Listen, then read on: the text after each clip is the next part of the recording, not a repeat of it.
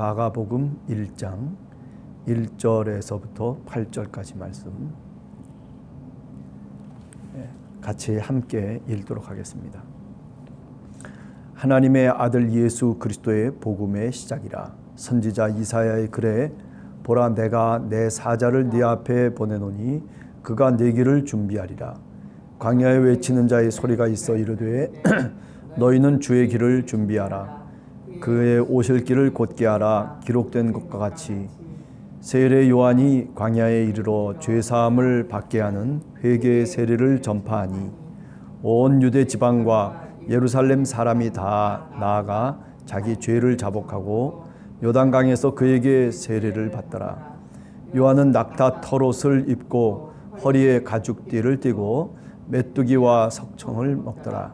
그가 전파하여 이르되 나보다 능력 많으시니가 내 뒤에 오시나니 나는 굽혀 그의 신발끈을 풀기도 감당하지 못하겠노라. 나는 너희에게 물로 세례를 베풀었거니와 그는 너희에게 성령으로 세례를 베푸시리라. 아멘.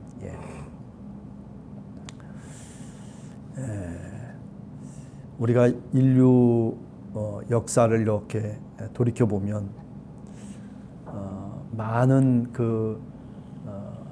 영웅 호걸들이 사실은 세계사 속에 등장하고 또 역사의 한 페이지를 쓰곤 했다라는 것을 우리가 알게 됩니다.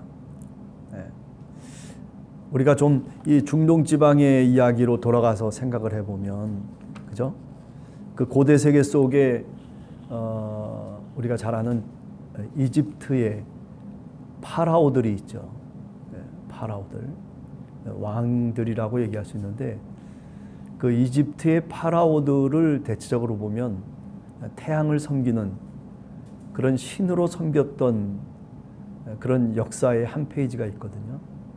그러나 나중에 역사가 지나고 난 다음에 보면 결국 그들이 사람일 뿐이지 그들이 신은 결코 아니었다. 그러나 많은 사람들은 어떻습니까? 그 당시에 살았던 수많은 백성들은 그를 신으로 섬기죠. 영원 불멸할 것처럼 그렇게 섬겼던 그런 모습들이 사실은 역사의 한 페이지를 장식하고 있다라고 볼 수 있습니다. 이스라엘 북쪽의 메소포타미아 지역의 이야기를 해보면 이스라엘, 북이스라엘을 멸망시킨 아수르의 이야기도 우리가 알 수 있잖아요. 아수르, 그 지역 메소포타미아, 티그리스, 유프라데스 강을 끼고서 소위 문명이 발달되지 않습니까? 그 문명을 계기로 해서 말하자면 우루 왕조라고 하는 그 왕조가 생기죠. 청동기, 철기 시대를 지나면서 수메르인이라든지 아카디아인이라든지 여러분들이 좀 아는 이름들이 이제 등장하지 않을까 생각을 하는데, 그때도 역시 마찬가지입니다. 그죠? 왕들을 힘이 있고 말하자면 싸움을 통해서, 전쟁을 통해서 자신의 영토를 확대시켜 나가면서 늘 슬로건으로 내걸었던 게 뭐냐면 자기 자신이 구원자라는 거죠. 구원자. 우리가 지금 와서 역사를 돌이켜보면 그들이 구원자였습니까? 사실은 구원자는 아니죠. 단지 하나의 인간이고, 그리고 전쟁을 통해서 자신의 뜻을 펼치기도 하고, 또 전쟁을 통해서 많은 백성들을 모아서 제국을 세웠을 뿐이지 그것이 구원자로서의 역할을 했던 것은 아니다라고 하는 것을 알 수가 있죠. 그뿐만 아니죠. 우리가 지중해를 넘어가 보면 그리스 지역이라든지, 그죠? 로마 지역이라든지 이런 이탈리아 지역 같은데 우리가 생각을 해보면 그 나라들이 세계를 제패하지 않습니까? 그래서 그리스 마케도니아 제국을 만들고 알렉산더 대왕이 그 모든 지중해 지역과 애굽 지역을 다 통일하는 그런 엄청난 제국을 만들면서 통치를 하죠. 그러나 그 역시 그저 30살 좀 넘어서 죽을 수밖에 없었던 그런 한 인간에 불과한 거죠. 가만히 역사 속에서 생각을 해보면 많은 사람들이 영웅이고 그 사람들이 구원자고 그 사람들이 무슨 세계를 다시 새롭게 할 것처럼 그렇게 등장하기도 하고 사라지기도 하지만은 그러나 낮과 밤이 갈리는 것처럼 결국 뜨기도 하고 지기도 하는 그 역사의 수레바퀴 속에서 사실은 인류가 지금까지 왔다라고 얘기할 수 있죠. 오늘 우리 시대도 마찬가지라고 생각해요. 네. 그죠? 왜 서로들 전쟁을 벌이면서 말도 안 되는 이유를 갖고 서로들 전쟁을 일삼으면서 오늘 이 시간까지도 이렇게 21세기가 넘어가는 이 어간에도 아직도 그런 모습들이 세계사 속에서 계속되고 있는가라고 하는 거죠. 그죠? 우리가 20세기에 보면 1차 세계대전 이후 2차 세계대전이 발발하지 않습니까? 네. 그래가서 얼마나 많은 사람들이 죽습니까?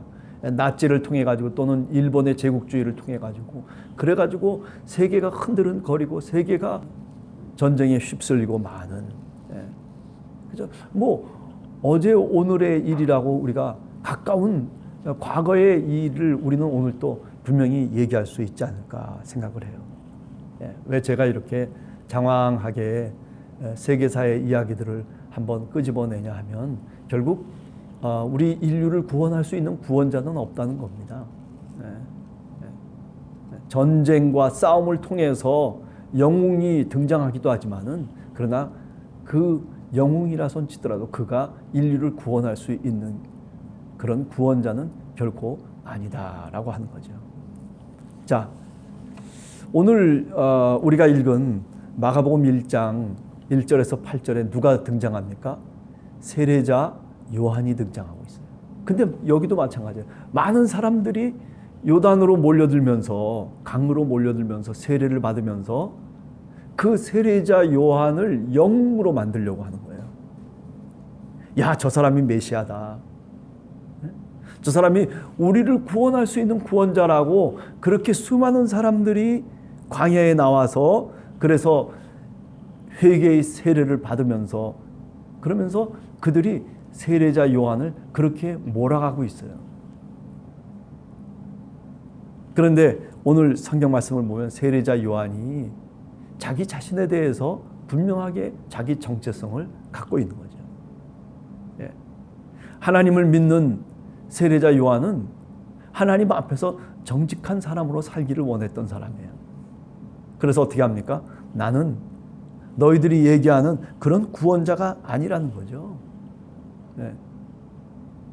뭐 나는 저 옛날 예언자 엘리야가 마치 그 시대에 하나님의 백성들을 모아서 그래서 바알 선지자들을 대항하고 그 바알 우상 숭배자들을 물리쳤던 것처럼 오늘 나 세례자 요한은 그런 사명을 갖고 이 땅에 온 것이지 내가 너희를 구원하려고 이 땅에 온 것이 결코 아니다. 나는 물론 세례 주지만은 그러나 어느 때가 되면 하나님의 때가 되면 하나님이 정한 그 시간이 되면 하나님께서 바로 그 메시아를 그 그리스도를 이 땅에 보낼 것이다라고 그렇게 세례자 요한은 분명하게 많은 사람들에게 자신을 따라 나와서 자신을 영웅으로 만들고 자신을 구원자로 만들려고 하는 사람들에게 분명하게 선언하고 있었다는 겁니다. 자, 이런 면에서 보면 세례자 요한이 얼마나 위대한 인물인가라고 하는 것을 분명하게 알 수가 있습니다. 그죠? 세례자 요한을 그저 따라 나와가지고 여기 오늘 보면은 4절에 뭐라고 얘기하고 있습니까? 광야 이르러 죄사함을 받게 하는 회개의 세례를 이제 받았다라고 하는 거죠.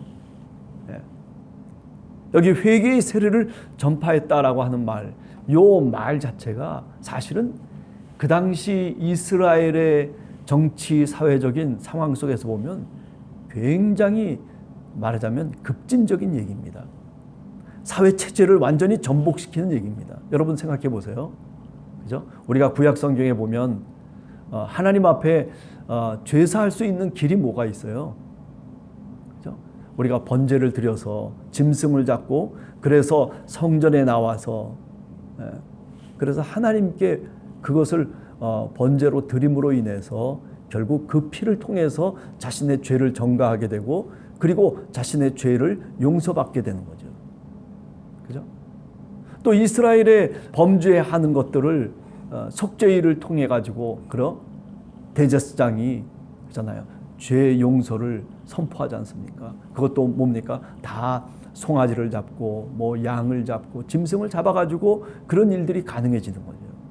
지금 세례자 요한이 또는 예수님이 살았던 그 시대에 종교, 정치, 사회적인 그런 시스템이 그렇게 되어 있는 거예요. 그런데 오늘 많은 사람들을 그런 성전이 아니라 광야로 나오라고 얘기하고 있는 거예요. 저 성전을 거부하고 지금 이 광야에 나와서 세례를 받으면 된다는 거예요. 그러니 얼마나 짐승도 필요 없고 그렇죠? 저 성전을 말하자면 운영하고 있는 제사장들도 필요 없다는 거예요. 대제사장도 필요 없다는 거예요. 그러니까 그 당시 사회 속에서 보면 이것은 사회를 전복시키는 그죠? 불순한 세력에 불과한 거예요. 그러니까 헤롯 대왕이라든지 또는 헤롯 안티파스 또는 헤롯 아켈라오 이런 사람들 헤롯 왕들이 이거 가만 놔두겠어요? 가만 놔둘 수가 없는 거예요. 그래서 결국 이 세례자 요한이 나중에 그죠? 목이 잘려서 순교되고 많은 그런 사건이 터지게 되지 않습니까? 억압 속에 살고 있었던 이스라엘 백성들을 광야로 끌고 나와서 그래서 정말 하나님의 나라를 선포할 수는 있었을런지 모르지만은 그러나 그들을 구원으로 인도할 수 있었던 것은 아니다라고 하는 거죠. 그래요. 그럼 누가 구원자입니까? 결국 오늘 성경 본문을 통해서 보면 세례자 요한이 내 뒤에 나오는 내 뒤에 하나님께서 보내실 바로 그 자는 나는 너희들에게 물로 세례를 주지만은 그러나 그는 물과 성령으로 세례를 주실 것이다라고 그렇게 말하고 있습니다. 바로 그 성령이 임하는 자, 성령이 함께하는 자, 성령이 함께 동행하는 바로 그 임마누엘 그가 바로 인류를 구원할 구원자라고 소테르 그렇게 오늘 본문은 세례자 요한의 음성을 통해서 우리들에게 분명하게 말씀하고 있는 겁니다. 대림절을 우리가 지나가면서 여러분과 제가 그리스도를 다시 한번 이 땅에 오신 주님을 한 번 더 마음속에 묵상을 하면서 살아가는 계절입니다. 오늘 이 새벽에 그렇습니다. 나의 진정한 삶의 구원자는 누구이신가?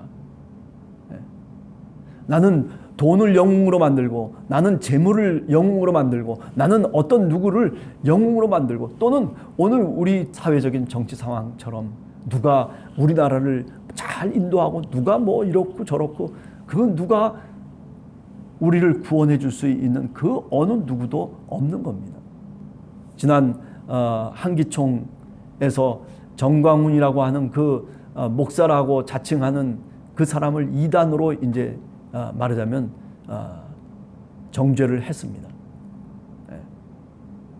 그죠? 많은 사람들을 모아가지고 돈을 갈취하고 그리고 무슨 정치적인 무슨 대단한 이슈를 갖고서 뭐 하는 것처럼 그래가지고 폼 잡고 뭐 그냥 사회 속의 문제를 야기시키고 그런데 그 사람을 영웅으로 얘기하는 사람들도 저 사람이 선지자라는 사람들이 그렇게 모여드는 거예요. 여러분 착각하지 마세요. 오직 예수 그리스도 그 한 분만이 우리의 영원한 구원자이십니다. 세상은요 우리를 구원해 줄 수 있는 길을 우리들에게 제시하고 있는 게 아니에요. 예수 그리스도를 믿는 그 믿음의 삶만이 우리를 구원으로 인도하는 그 길을 제시하고 있는 거죠. 그 길이 성경 말씀을 통해서 보면 하나님의 말씀을 통해서 보면 예수 그리스도 그 한 분밖에 없는 거예요. 주님께서 오늘 이 시대 속에도 그렇기 때문에 빛으로 오셔야 되고 성령으로 우리 가운데 우리 시대 속에 하나님의 영이 충만하기를 다시 한번 기도하는 것입니다. 여러분의 삶 속에서 오늘 하루를 살아가면서 기도하시길 바랍니다. 하나님께서 내 삶의 인도자가 되시고 나의 임마누엘이 되셔서 하나님, 내 삶이 주님과 함께 같이 하는 삶이 될 수 있도록 인도해 주시옵소서. 그렇게 주님을 기다리는 여러분과 제가 되기를 간절히 원합니다. 같이 기도하겠습니다.